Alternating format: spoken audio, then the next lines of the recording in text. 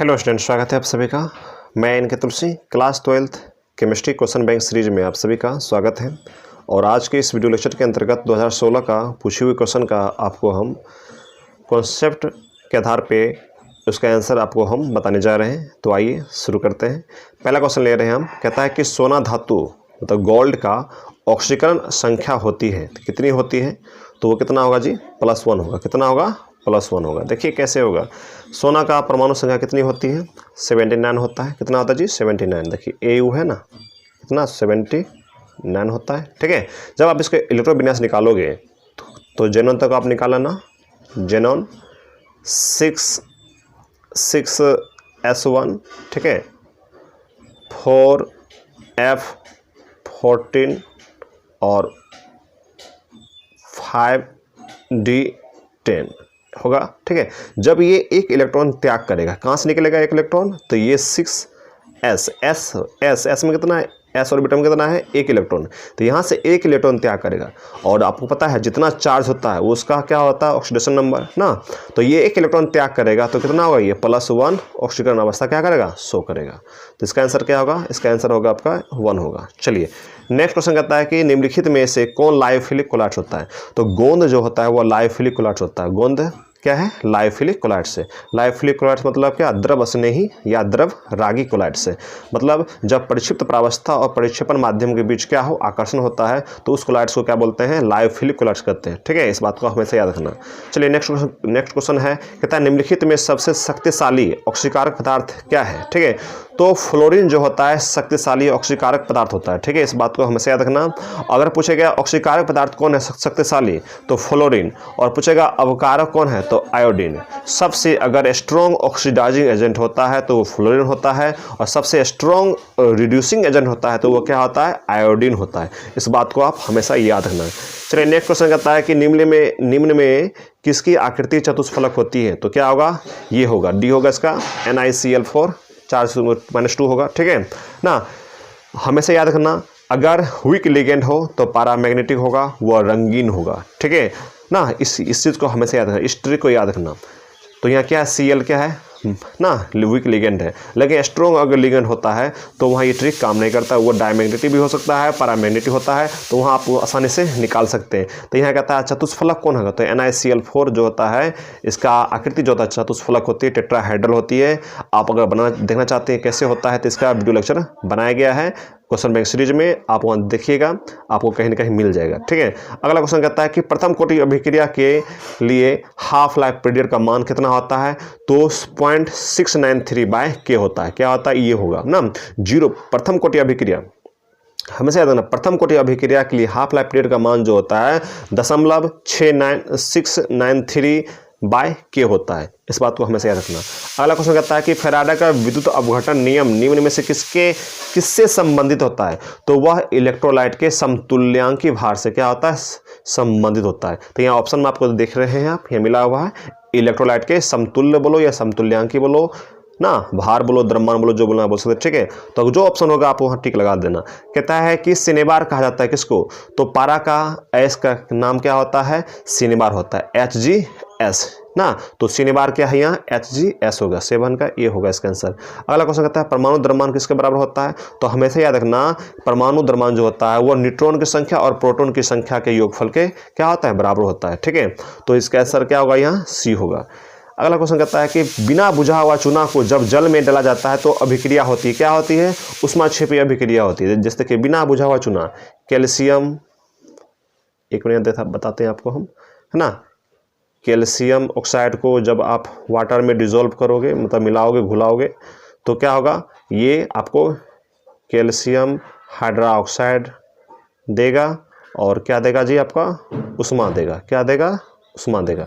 ठीक है। मतलब ऊष्मा दिया मतलब क्या? एनर्जी रिलीज हुआ, हीट रिलीज हुआ, तो क्या होगा? ऊष्माक्षेपीय अभिक्रिया। ऊष्मा का त्याग मतलब ऊष्माक्षेपीय अभिक्रिया, और ऊष्मा का शोषण मतलब ऊष्माक्षेपीय अभिक्रिया। ठीक है। तो ये इसका होगा आंसर, 9 का ए होगा।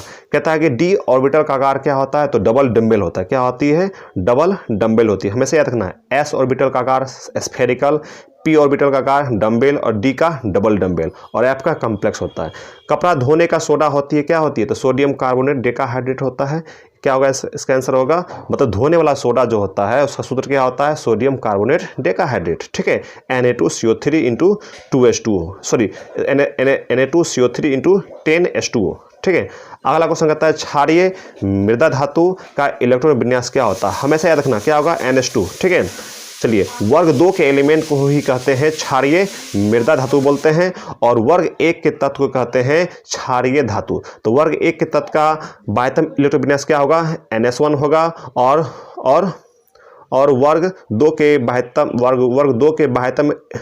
वर्ग 2 के तत्वों के बाह्यतम इलेक्ट्रॉन विन्यास क्या होता है, NH2 होता है ना। तो वर्ग 1 के तत्व को क्षारीय धातु बोलते हैं और वर्ग 2 के तत्व को बोलते हैं क्षारीय मृदा धातु बोलते हैं।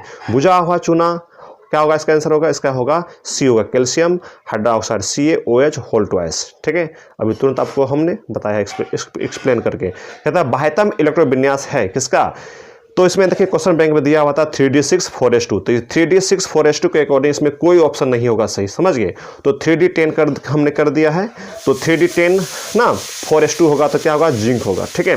लेकिन 3d6 और 4s2 के अकॉर्डिंग इसका कोई ऑप्शन नहीं होगा, तो उसका क्या होगा, सारा ऑप्शन इसमें है ही नहीं, ठीक है। तो अगर इसका 3d हम 10 करते हैं तो उसके अकॉर्डिंग इसका आंसर क्या होगा, जिंक होगा। चलिए, बोरेक्स का रासायनिक नाम क्या होता है, बोरेक्स मतलब क्या, सुहागा, उसी का कहता है रासायनिक नाम क्या होगा, तो सोडियम टेट्राबोरेट होगा। क्या होगा, सोडियम टेट्राबोरेट। कैसे होगा, तो इसका पहले हम देख लेते हैं बोरेक्स का सूत्र क्या होता है, ठीक है ना। बोरेक्स का सूत्र क्या होता है, तो इसका सूत्र होता है, हम यहाँ लिख देते हैं Na2B4O7 इंटू, जगह नहीं है हम नीचे लिख देते हैं 10H2O ना, ठीक है। यहाँ हमने लिख दिया 10H2, ठीक है। तो इसका नाम क्या होता है पता है, सोडियम टेट्राबोरेट डेकाहाइड्रेट, या इसके दूसरे नाम से भी बुला सकते हैं डायसोडियम टेट्राबोरेट, या इसका और भी नाम है सोडियम पायरोबोरेट, ठीक है। तो सोहागा का ये सूत्र होता है। तो इसका आंसर क्या होगा, इसका आंसर होगा आपका ए होगा। चलिए, कहता है बोरॉन विकर्ण संबंध दर्शाता है, तो कैसे दर्शाएगा, सिलिकॉन से दर्शाएगा। कैसे दर्शाएगा, आइए देखिए बोरॉन एल्युमिनियम ये सब एक ग्रुप होता है, कार्बन सिलिकॉन एक ग्रुप होता है, विकर्ण मतलब क्या, तिरछी ना। तो ये बोरॉन देखिए किससे, सिलिकॉन से संबंध, विकर्ण संबंध दर्शाता है। तो इसका आंसर होगा क्या होगा, सी होगा। अगला क्वेश्चन कहता है कि उष्मा एवं विद्युत का सबसे अच्छा कोई चालक है, तो क्या है, वो ग्रेफाइट होता है। क्या होता है जी, ग्रेफाइट। इस बात को हमेशा याद रखना। चलिए, अगला क्वेश्चन कहता है निम्नलिखित अपरूपों में कार्बन का सर्वाधिक प्रतिशत अधिकतम होता है, किसमें होता है, तो ग्रेफाइट में होता है। देखिए, लकड़ी जलाओगे तो कास्ट चारकोल प्राप्त होगा, नारियल के खोखले को उसको जब जलाओगे, ठीक है, छिलके भाग को, तो कोकोनट चारकोल प्राप्त होता है। और ग्रेफाइट जो है प्राकृतिक ये कार्बन का अपरूप होता है ना। अब कार्बन का अपरूप क्या है, ग्रेफाइट है, और हीरा होता है, तो इसमें है ना ग्रेफाइट है आपका है। तो ग्रेफाइट में कार्बन की सर्वाधिक प्रतिशत होता है ना, सबसे मैक्सिमम अगर परसेंटेज होता है कार्बन का, तो किसमें होता है, ग्रेफाइट में ना, जो कार्बन का अपरूप होता है। इसका आंसर क्या होगा, सी होगा। चलिए, नेक्स्ट क्वेश्चन कहता है हीरे में कार्बन का प्रसंकरण होता है किसमें, हीरे में क्या होता है, sp3, और ग्रेफाइट में क्या होता है, sp2। हमेशा याद रखना, हीरे में हाइब्रिडाइजेशन कितना होता है, sp3, और ग्रेफाइट में क्या होता है, sp2। कहता है कार्बन यौगिक में तत्व उपस्थित होना चाहिए, क्या होना चाहिए, कार्बन होना चाहिए। क्या होना चाहिए, कार्बन नहीं है तो कार्बनिक कंपाउंड हो ही नहीं सकता है, ठीक है। अगला क्वेश्चन कहता है श्रृंखलन गुण सबसे ज्यादा होता है, श्रृंखलन गुण सबसे ज्यादा होता है, मतलब क्या, चेन बनाने की टेंडेंसी सबसे ज्यादा किसमें होता है, तो वह कार्बन में होता है। किसमें होता है, कार्बन में। अगला क्वेश्चन कहता है कि इलेक्ट्रॉन स्नेही अभिकर्मक है, इलेक्ट्रॉन स्नेही अभिकर्मक क्या होता है, BF3 होता है। क्या होता है, BF3 होता है ना। मतलब क्या है, इलेक्ट्रॉन स्नेही अभिकर्मक, क्या इलेक्ट्रोफिलिक रिएजेंट कौन होता है, तो वो होता है BF3 होता है। या आप ऐसे भी समझ सकते हैं, जो इलेक्ट्रॉन ग्रहण करने की टेंडेंसी रखता है उसको हम क्या बोलते हैं ना, लुईस एसिड बोलते हैं। अगर पूछ देगा लुईस एसिड इसमें कौन सा है, तो BF3 ही होगा ना। इस बात को भी आप ऐसे तरीका से भी जवाब दे सकते हैं, ऐसे टेक्निक भी लगा सकते हैं, ठीक है। तो यहाँ क्या होगा, BF3 होगा, इलेक्ट्रॉन स्नेही अभिकर्मक होगा। चलिए, एल्कीन निम्न में कौन सी अभिक्रिया देती है, मतलब क्या, कार्बन कार्बन डबल बॉन्ड, तब डबल बॉन्ड टूटेगा तभी तो सिंगल बॉन्ड बनेगा ना जी। तो डबल बॉन्ड टूटेगा तो कोई आकर कोई ग्रुप यहाँ से जुड़ेगा, ठीक है। तो यहाँ एल्कीन जो होता है वह योगात्मक मतलब एडिशन अभिक्रिया देता है, एडिशन। इसका आंसर होगा तो इसका ए होगा, ठीक है। कहता है कार्बन कार्बन सिंगल बॉन्ड की बॉन्ड लेंथ कितनी होती है, तो 1.54 एंगस्ट्रॉम होती है। इस बात को हमेशा याद रखना। और बॉन्ड लेंथ को हम एंगस्ट्रॉम से सूचित करते हैं, ठीक है। चलिए, तो इसका होगा इसका सी होगा। कहता है कार्बन की संयोजकता कितनी होती है, तो 4 होती है। कार्बन का वैलेंसी कितनी होती है, 4 ना। कितनी होती है जी, 4। तब ना ये 4 वैलेंसी जो होता है किसी अन्य तत्वों से परमाणु से आकर ये कंपाउंड का निर्माण करता है, ठीक है ना। तो 1s2 2s2 2p2 होता है ना, तो 2 2 4 ना हो गया, ठीक है। कहता है कार्बनिक ठोस की शुद्धता का लक्षण है, क्या है, उसका गलनांक ना। कोई भी ऑर्गेनिक कंपाउंड की शुद्धता का लक्षण जो होता है वो उसका गलनांक होता है। जिसका गलनांक जितना ज़्यादा होता है वह उतना ही शुद्ध होता है, ठीक है।